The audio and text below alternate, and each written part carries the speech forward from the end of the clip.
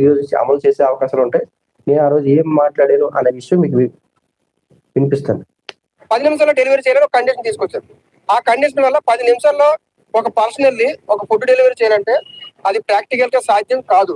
అందుకే నేను గతంలో కూడా చెప్పాను, మీకు ఇలాగే మీకు టైమింగ్ ప్రకారం కావాలంటే రోబోలు పెట్టుకుంటే రోబో సినిమా చూసారు కదా, కార్లు బైక్లు దాటి వెళ్ళిపోతారు అన్నమాట.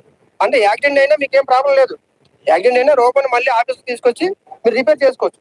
మనుషులు 10 నిమిషాలు డెలివరీ చేసే క్రమంలో యాక్సిడెంట్ అవ్వచ్చు, బండి పంచర్ అవ్వచ్చు.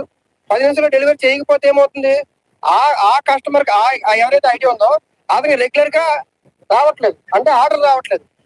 800 నుంచి 1200 రోజు సంపాదించుకున్నారు. అందులో 400, 350 రూపాయలు పెట్రోల్ కే పోతుంది.